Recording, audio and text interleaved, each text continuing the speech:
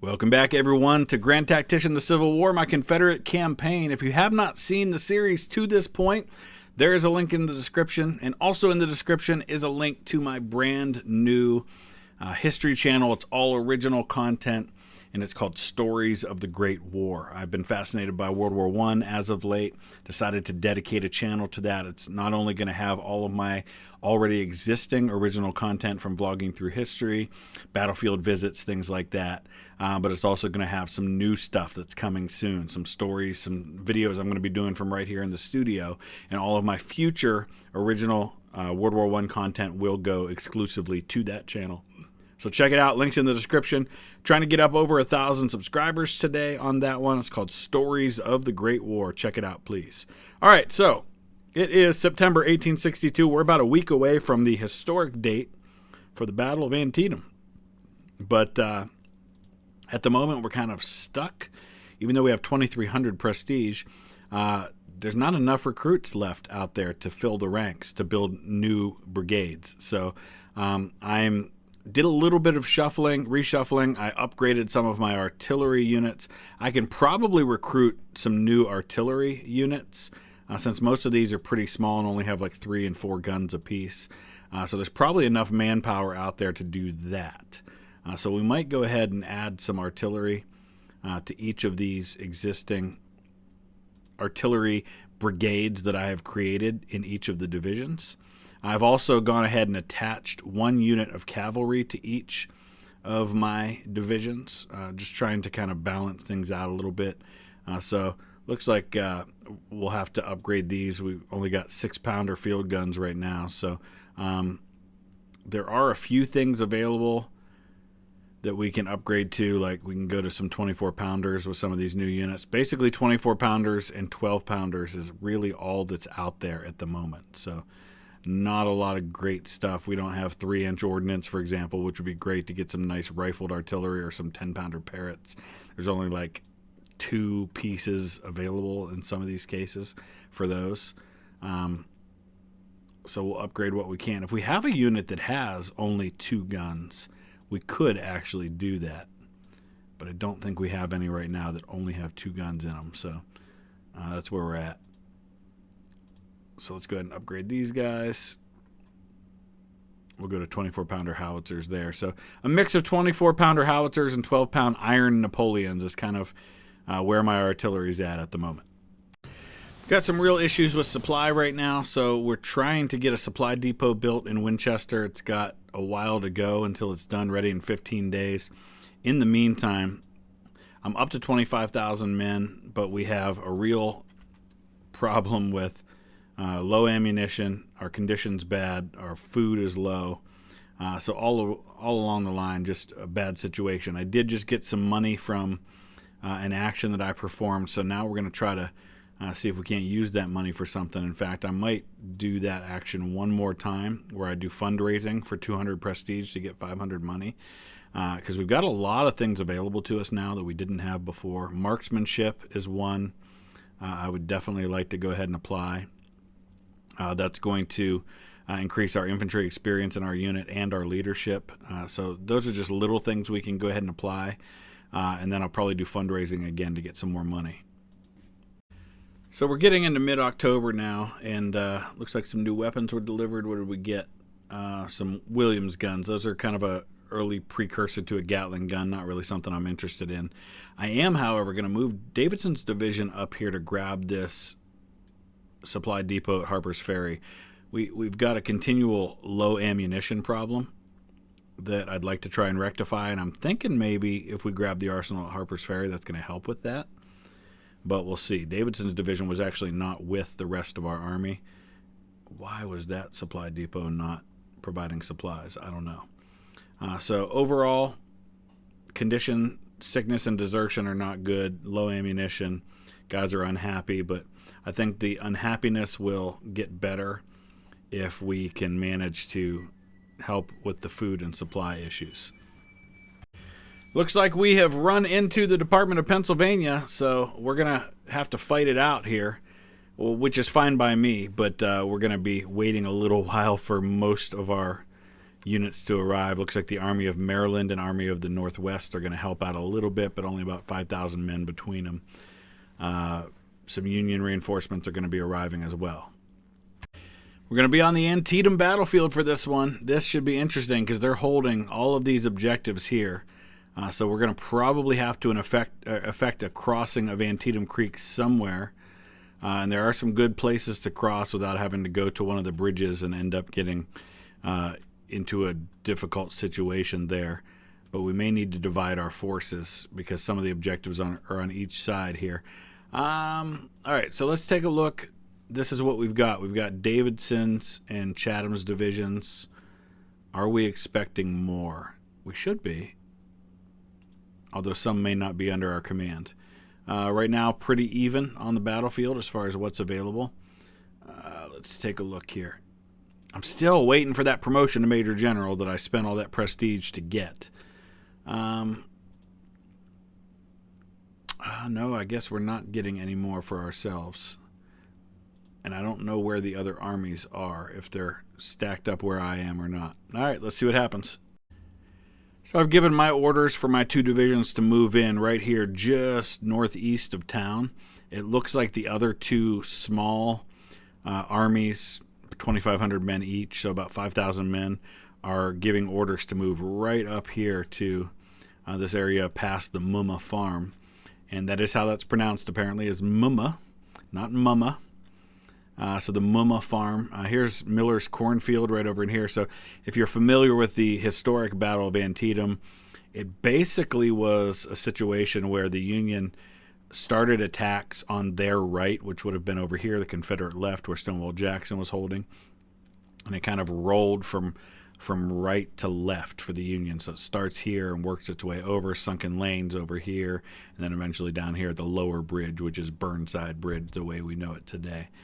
But I'm going to move in here and probably send out cavalry to try and get a sense of where exactly the Union is before we decide on our plan of attack. But you can see there that we probably won't have to send the cavalry because these other units that are not under my control are just going to push up there and just go Leroy Jenkins on this thing. So he does appear to be dug in just on the other side of Antietam Creek, but he's got units that are coming across right here, so that's the situation. If these guys draw them away from the middle bridge, maybe we can cross over here at Lower Bridge and get ourselves into a decent situation. Our brand new 1st Tennessee Cavalry, let's go ahead and send them across at the Lower Bridge, at what we call Burnside Bridge. And if they can get across and not make contact with the enemy, then there's probably an opportunity for us there as well. I'm going to bring the 4th North Carolina Cavalry over and cross them as well while we wait for our infantry and artillery to move up. Union has seen my cavalry over here, and so now they're starting to respond. So I'm going to send the cav up, both of these cavalry regiments. Try to hold him up here because I've given orders for my infantry to start crossing, and we've got a division that's moving into place right here. So if we can hold him up there while I get my infantry into place, that'll buy me some time. I'm putting that division's artillery on this side of the creek just to keep them protected. But now we need to start looking at Chatham's division and what we need to do to get him across. Well, actually, no, it's Davidson's division, because Chatham's division is the one we've already got crossing. I think for now, Davidson's division is going to go ahead and stay on this side. I don't know why they're not moving. They had already been given orders to move. So far, it's not going great for the other units that are engaged. They've taken 2-to-1 casualties. So we're going to have to keep this in mind when fighting this battle, that the casualties that are showing up include more than just my units. But he's keeping him occupied and keeping him busy and maybe even bloodying him a little bit while we go ahead and get our units into position. The 1st Tennessee got attacked in a melee attack by these units that were coming down, so they got driven off pretty fast. But 4th North Carolina, who is a more seasoned unit who has some combat experience, they're holding their own so far, and they're doing exactly what I need them to do, which is to buy time while the infantry moves into position. Why did all of my units just stop? So interesting developments here as my one division is almost into position on this side. The lead elements of the other division are moving into place here, and it looks like he's crossing the middle bridge and abandoning his fortifications. So if I can hurry up and get the rest of my men there and get my artillery into position, we could be in really good shape here to be able to receive his attack from here and then come up behind him and take the objective. Most of my units are in place, but we are running out of daylight, so I'm not sure how much fighting is going to take place on the first day. And of course, that's going to mean that redeployment's going to happen, which always can be a nightmare. And that's going to buy him time while he's kind of confused and not sure what to do up here around the bridge. It looks like he's actually kind of dug in at the bridge, and he's using the bridge as a way of cover. But he might react now that he sees me moving in. I'm putting Forrest in reserve. I've got my other two units, other two brigades up front, but I'm still waiting. The artillery's just now starting to move into position, and we're going to be out of daylight before we really do anything here. All right. I don't know what he's going to do. He's obviously going to redeploy, but I've got everybody in position. I've got my artillery ready to go. Let's see what he does. All right, he pulled back to his defensive positions, but now it looks like most of his force is up there. So we'll have to watch for anything coming down this way, but we're going to try to overrun the middle bridge position. I have plenty of artillery now to support any attack that I make. So I'm feeling pretty good about our situation. About even numbers. The other folks lost 1,500 men, which is certainly a problem for them, but we're in pretty good shape at the moment. So let's start by kind of scouting out his position. He's got some artillery up there. He's definitely moving to redeploy based on what I'm doing. I'm going to send skirmishers out from my lead brigades.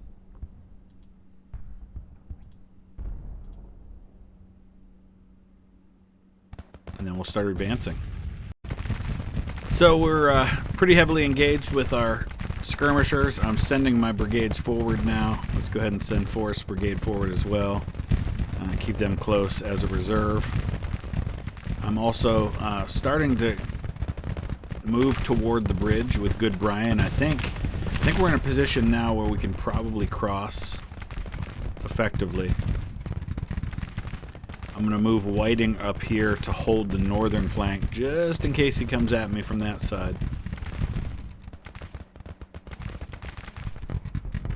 And then we'll bring Wilcox's brigade up here in behind both of them so that he can quickly help either direction as needed. The artillery, he's just out of range of my artillery now, so we're going to have to move our artillery up. And I think I'm going to move them up right here to this high ground. That way they can cover anywhere that we're fighting. Alright, McLaws is engaged now with his main force.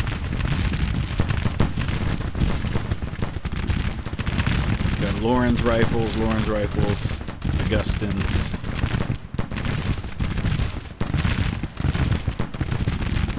Oh, Stan Waddy's in there. Awesome.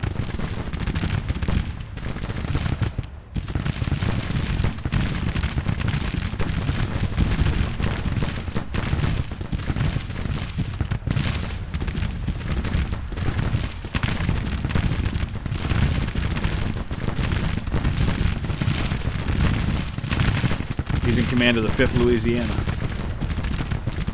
Alright, so let's go ahead and pull our skirmishers back from these guys so that they can start really firing on them. This artillery, let's go ahead and get them moved up as well.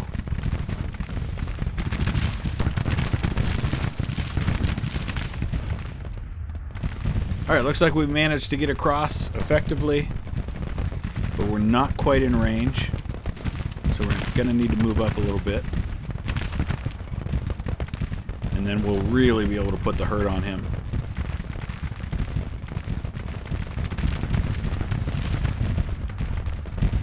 going to start evening the odds here after the nightmare that the other forces dealt with. In fact, let's go ahead and take a look at the Army of Maryland. Let's look at the strength report. Has lost 41% of their force. They're down to 1,500 men. Army of the Northwest lost 20% of their force. They're down to 1,800 men. Whereas we are in a situation, we don't have all three of our divisions, only two of them, so we've got about 17,000 men. We've got 29 guns, and we've only lost 2% so far. So we've lost 293 men, but we've inflicted 451 casualties so far.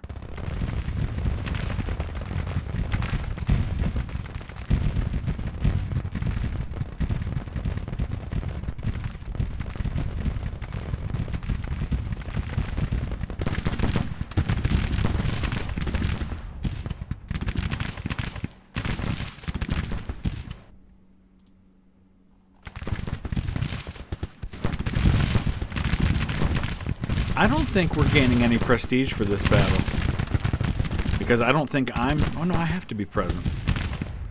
I'm on the battlefield. I don't know why we're not getting the counter that shows how much prestige we're gaining. I'm way the heck over here, though. I need to get my guy moved up to where he's actually near the fighting. But it's not giving me my usual prestige counter. So that concerns me a little bit.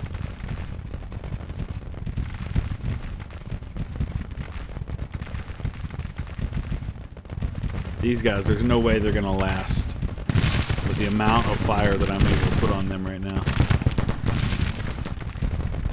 Oh, we're not actually in range, so we've got to move up a little further.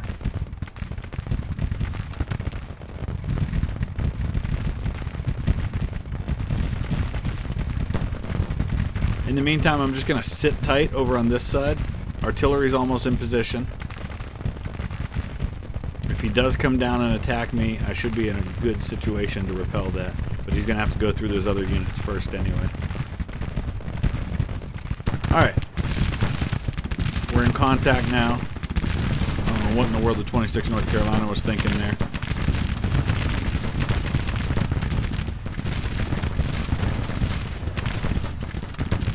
I'm actually going to move the 21st Maryland over here to my left flank.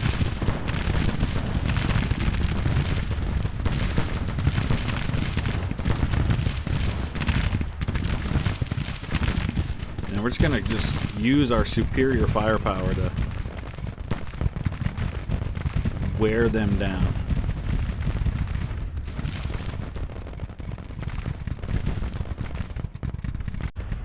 Okay, we've driven off quite a bit of what was here. There are a few units that are remaining, so I'm going to send in the 4th North Carolina Cav. See if we can't overrun this 4th Rhode Island, who's being stubborn.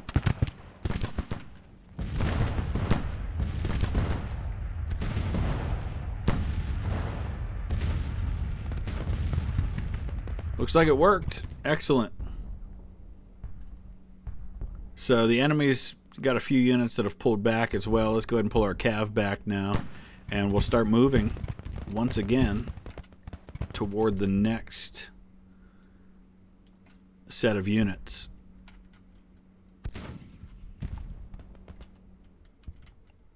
A few objectives we'd still like to get. I'm not sure I want to really go after these guys who are dug in right there. Who was wounded? Commander of the 24th North Carolina has been wounded. So he's coming out at me before I can get all of my units into position. I really don't know why this Delaware battery is marching out in front of everyone. I think some information got screwed up somehow here. Which means I just lost some of my artillery because of it.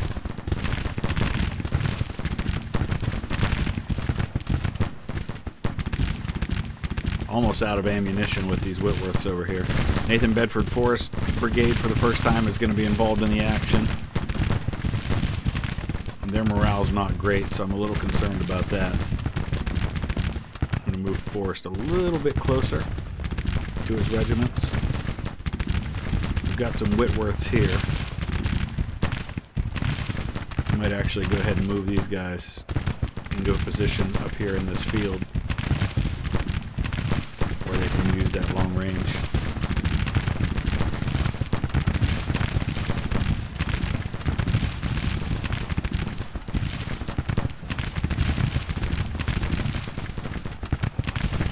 These two units are still on top of each other for some reason. So we're trying to get everybody straightened out here. Alright, looks like Forrest is doing a pretty good job. We're going to move him up a little bit further here. But I think this is going to start turning the tide of this battle.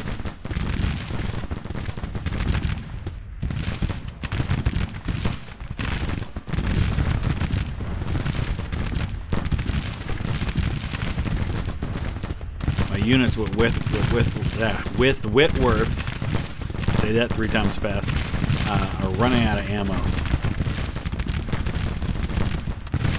Because they've been firing more and longer than some of the others, and I do have other units that are running low on ammo as well, so that may prevent me from pressing this attack too much.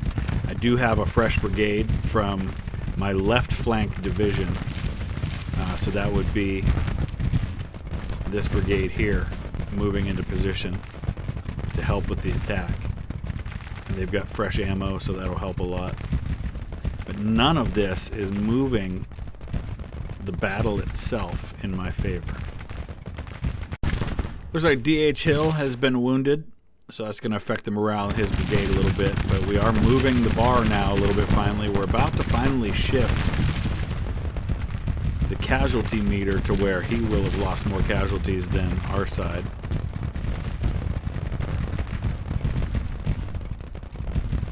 Thankfully, these guys are holding in place, so we haven't had to do too much on my left flank so far. Let's take a look and see where the situation is now. Army of the Peninsula, we have inflicted... we've taken 1,500 casualties, so nearly 10%. Combat report, though, we've inflicted 2,500 casualties. Now, most of those casualties for me, actually they're pretty evenly divided between the two divisions right now. 11% for Chatham, 7% for Davidson. Getting close to the end of the day again. I'm hoping we can drive these guys off before that, but honestly, the end of the day will be a much needed opportunity to reform again, and definitely to get supplied, because so many of our units have been fighting pretty much the entire day and don't have ammunition at this point. I feel like the next day's battle is going to be where we're going to be able to really turn the tide and end this, because he's at 23% casualties. We're starting to gain objective points. Our morale's definitely higher than his. I'm relatively unscathed in that Davidson's division's only at 8% casualties. Chatham's is a little higher at 14%. But that's still not bad compared to the Union overall being at 23% now. On to day 3. Looks like he has shifted yet again toward the north. So we'll have to respond to that. But there is a brigade still sitting here. I would like to go ahead and try to take the upper bridge objective if I can. But we'll start by moving our brigades forward toward the enemy position.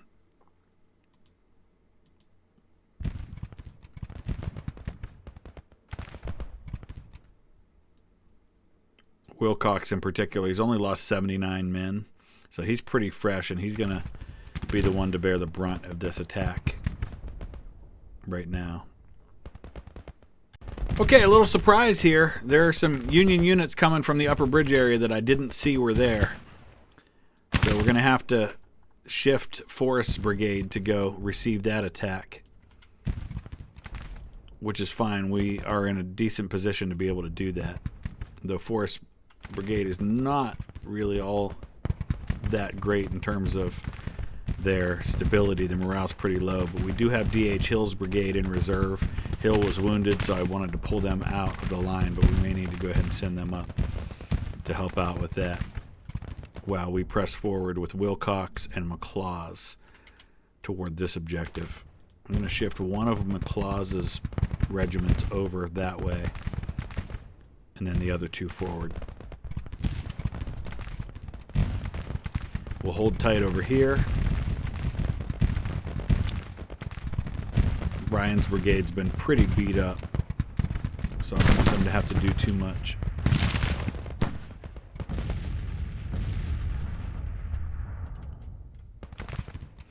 All right, boys, let's do this. Let's turn this into a victory today.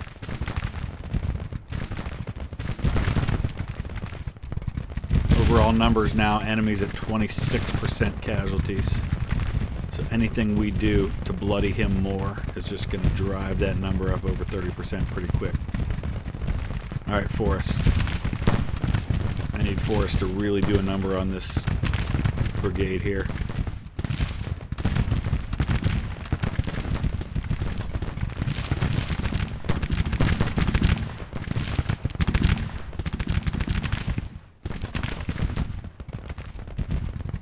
We're going to bring the 1st North Carolina around.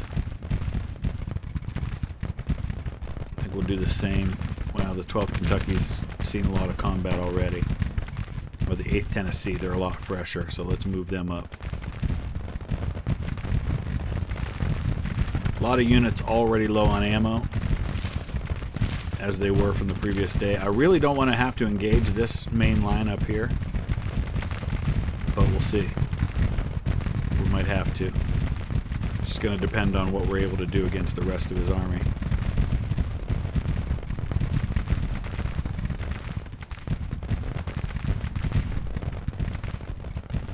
So we drove these guys all across the bridge, and they started retreating right into what they thought was empty space, but I don't know why they thought that, because I've got 2 brigades right over there as well. So now we're pushing them, and we're about to shift this to a victory. And I think once that shifts over to victory, he's going to probably call it a day.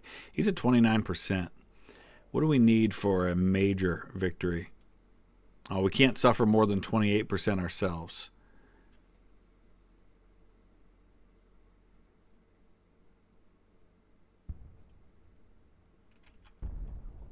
So we'll see what happens once that shifts over to victory, which it's about to any second now. Now it's a major victory. He's pulled everybody back to this main line.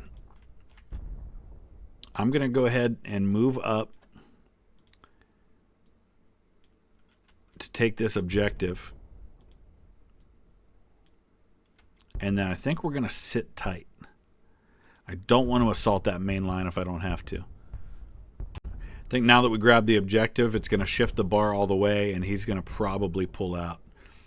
Yeah, I think that's going to pretty well do it. He's going to decide he's had enough of this. Oh, what's he doing? So let's take a look and see where we're at. Okay, so we lost 13%. Army of Maryland lost 50%. We lost 13%. That's not bad. A total of 2,200 casualties from my army, while we inflicted 3,700. And more importantly, we turned the tide of the battle by taking the objectives and driving his force off. So that's a major victory for us. I don't know what that's going to look like as far as prestige, though, because I didn't have a prestige counter on that one. So there it is. We did get prestige. It's 2,300 for that one. So we've gathered a nice amount for ourselves. And what's going to happen now is we're going to settle probably into winter quarters. And my chair is making noises here. We're going to settle into winter quarters. Hopefully, the Confederacy is going to pass some conscription laws or something that's going to get us some more manpower so we can build this into a proper army. I would love, by spring of 63, to have a 40,000-man army in the field that I can really throw my weight around a little bit. But we'll see. So with that victory, we have captured this supply depot here, which I'm hoping is going to help us at least a little bit at Harper's Ferry. There's some artillery there. There's no artillery ammunition. There's no small arms ammunition. All right, so no, it isn't. Oh, we desperately need ammunition somewhere, though. Let's go ahead and take a look. at our actions. We are currently waiting for fundraising, which is going to get us some more money, which will allow us to get some other action opportunities here. We've got a nice amount of prestige, a nice amount of money that we're going to have, but not a lot we can do with it until we start getting some additional forces available to recruit. You can see there's just no state other than Kentucky, which has 695 volunteers, has a lot. Now, there is an option in here in our actions that we can take, but it would involve spending a lot of prestige, and it's right here. Organize recruitment. It would allow me to spend 750 prestige to organize and lead a recruitment campaign. This will increase the number of recruits available for your nation and the number of recruits re-enlisting when their contract ends. So long term, that might be something I have to do for the betterment of the nation, but also for me personally. But we're going to wrap it up right there. As we go into winter quarters, we'll probably come back in the spring. I'll start playing through the winter. If anything of note happens, it'll be in the next episode. But otherwise, not going to see a lot of action, I don't think, until spring. But we'll see. Let me know your thoughts. Use the comment section below. We'll see you again soon. Please definitely check out the new channel, Stories of the Great War. Lots of interesting content coming your way on that channel. Thanks for watching.